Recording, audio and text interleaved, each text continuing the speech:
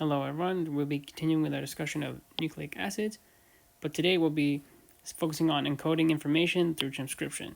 So we'll cover some topics including the central dogma, how information in DNA is retrieved, and what is transcription. So again, just a reminder, what our cells do. So again, they can store and transmit information, have a plasma membrane, and harness energy for the environment. So we're going to focus on this. And again, this is through the structure of nucleic acids, which dictates the function.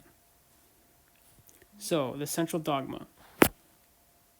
What is this central dogma?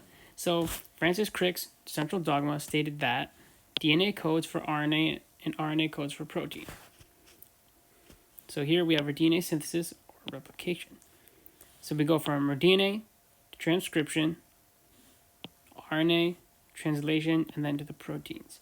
So I definitely remember this. You can draw it out a few times, but it's not too difficult. So during transcription, we can see it's color-coded here. We have our messenger RNA, or mRNA, and this mRNA carries instructions for making polypeptides, which we talked about before, from the DNA in the nucleus into the cytoplasm, where it serves as a template for polypeptide synthesis. So for translation, we use transfer RNA, or tRNA.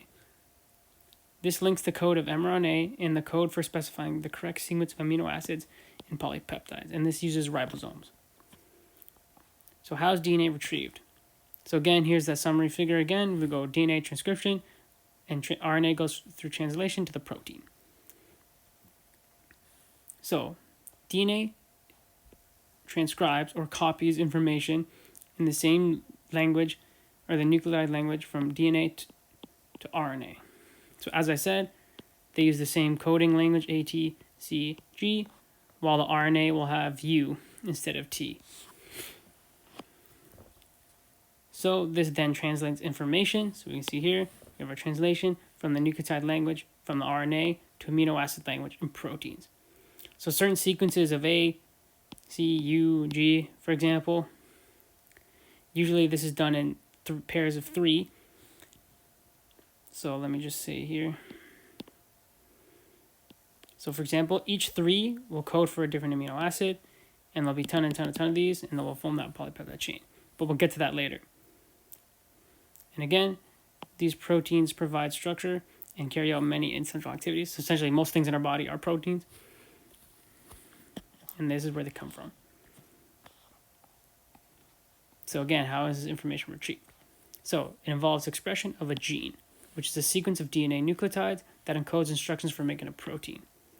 And there's a lot of things that even when we talked about in immunology, certain transcription factors can influence what genes are produced off the sequence of DNA nucleotides. And this will form specific proteins that we need for certain functions. So like when a hormone binds to a cell, it stimulates it to transcribe, like I said, transcription factors to make certain nucleotides. And then we have the process, and they form that protein. So again, this occurs in 2 steps. Transcription. So transcription is when we make a single-stranded mRNA copy of a sequence of DNA nucleotides, i.e. the gene. This writes a copy of the instructions. It uses the complementary base pairing language, like we discussed. Then we have translation, which takes the instructions encoded in an mRNA copy and translates them into a new language through transfer RNA with amino acids that can make polypeptide chain, i.e. the protein. This uses the language of the genetic code. So again, here's a good example. So here we have our RNA transcript in our template strand, i.e. the parental, our original DNA. So here, so again, just a reminder, this is transcription. So this is general process of transcription is pretty straightforward. As a region of DNA helix unwinds, one strand is used as a DNA template. Here's our template strand here, while the other is the non-template strand. The template strand is used for RNA transcript to be made, and this requires a certain enzyme called RNA polymerase. That's essentially a key enzyme for this to take place. And importantly, DNA template strands unwind 3' to 5'. So that's important to remember, 3' to 5'. Again, this gives you direction, and then you can see here, 5' to 3', but these switch in directions. As we can say, the new transcript goes 5' to 3'. As we said, we're A to T. Again, no T on the RNA, so we have a U, and our G to C, like usual.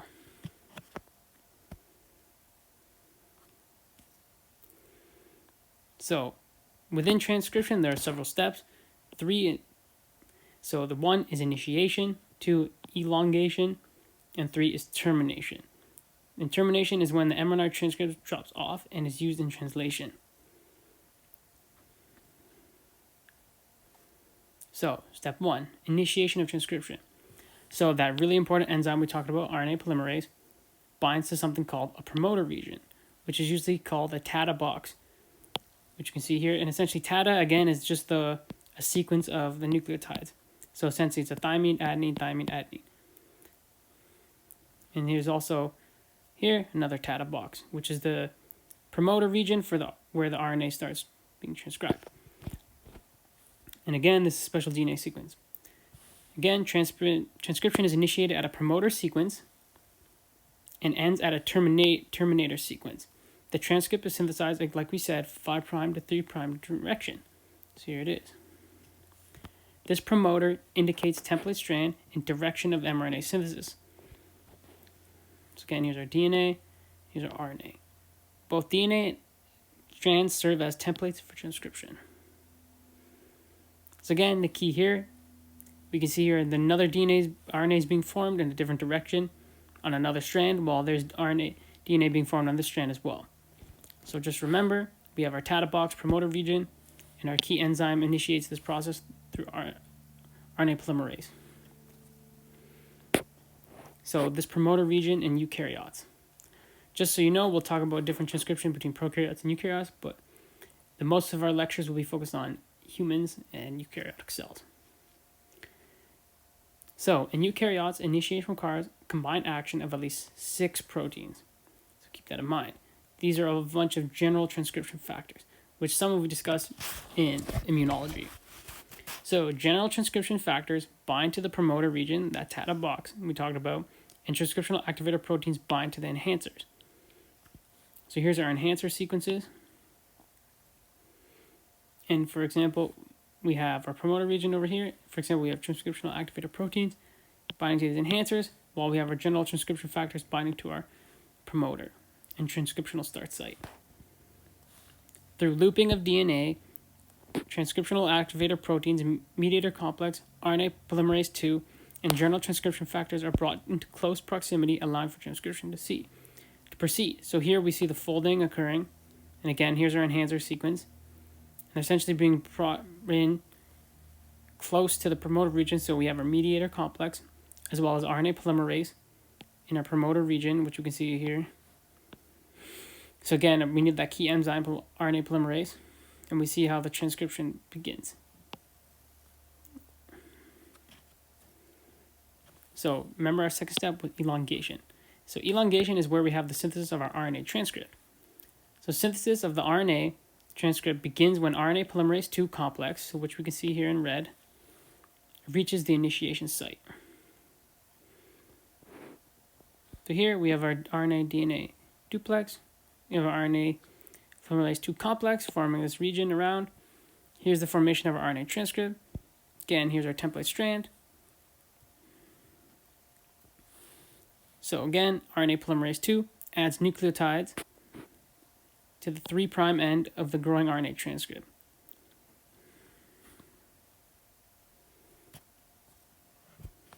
So during this process, we have a polymerization reaction.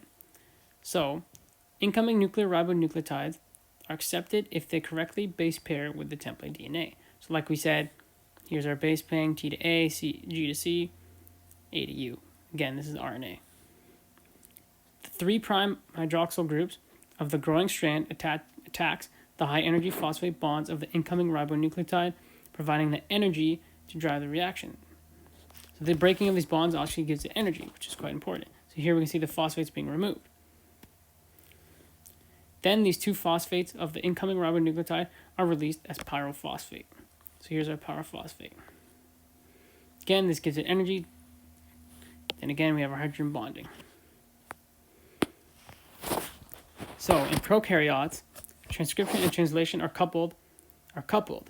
Translation begins even before transcription is completed. So you can see the ribosome starting to synthesize proteins before we've even completed our transcription. So here's our template strand. So one difference is that the DNA and stuff in the prokaryotes is in a circular format, so it kind of works in a circular way compared to our DNA.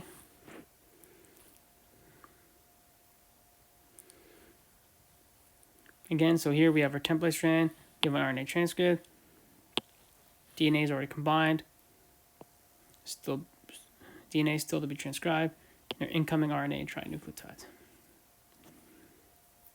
So in eukaryotes, the 5' end is modified by a special nucleotide called the 5' cap. So here we have our 5' cap, which is modifying the nucleotide. And we also have a poly A tail, which is formed of a bunch of adenine nucleotides. So this is basically, it's called poly A because it's a polyadenation reaction that adds poly A to the tail of the 3' end. So 5' cap, poly A tail, which is 3'.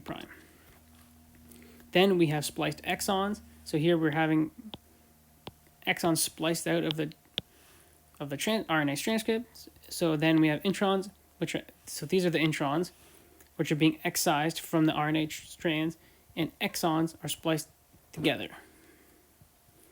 So here we see they're removed.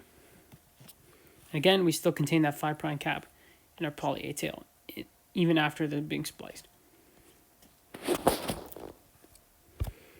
So again, the 5' cap on eukaryotic messenger RNA consists of 7 methylguanosine attached in a 5' to 5' phosphate linkage. So here is our 7 methylguanosine. Again, modifications that occur are the addition of a 5' cap in the eukaryotic mRNA. So again, here's the end of the 5' transcript as it's going down, being transcribed. Then we have our 5' to 5' phosphate linkage between this 5' cap. So again, just a reminder with the 5' cap, poly A tail. The 5' end is modified by a special nucleotide called the 5' cap. And then again, there's polyadenylation, which adds poly A to the 3' end. So again, the second modification after the 5' cap is the addition of a poly A tail at 3' end of a eukaryotic mRNA. And again, the final one here we're talking about was RNA splicing. So again, we talked about exon splicing. So here we have our exons and our introns. Then we have certain things called spliceosome components, and this is where a site of the intron, which attacks the 5' splice site. The cleaved 5' splice site attacks the 3' site, and this causes, see how here we have this folding occurring now.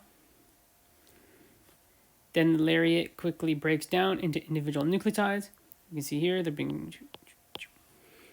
And then we have our exons, which are adjacent in the process RNA. So here we can see this is essentially being taken out, and then these will merge. We can see here this will merge into that strand right here. You can see there's a little split there. Hopefully you can see that. So we're essentially merging these together, removing the intron.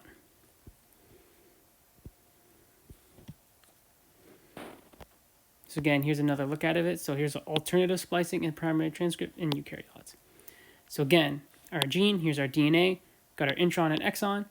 We have our primary transcription. So we have our nucleotide pairs, blah, blah, blah, blah, goes down. Then we have exon 1, 2, 3, and 4. Here's our introns.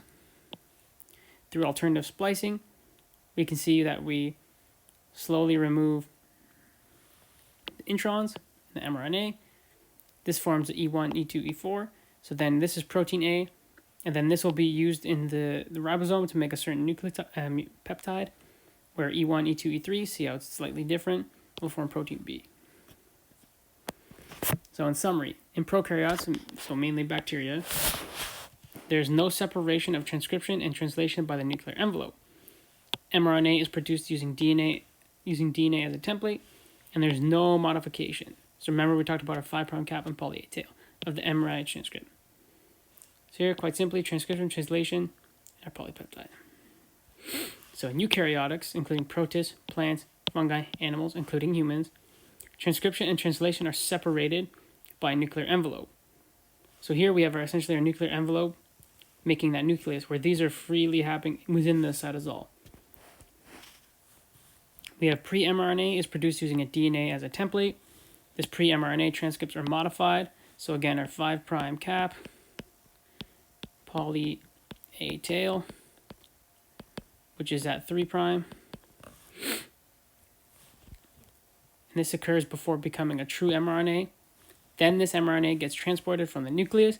So here we see transported to the nucleus, out of the nucleus to the cytoplasm where it interacts with the ribosome and TR transfer RNA, which we'll talk about later, to help form the polypeptides, sequencing the proteins.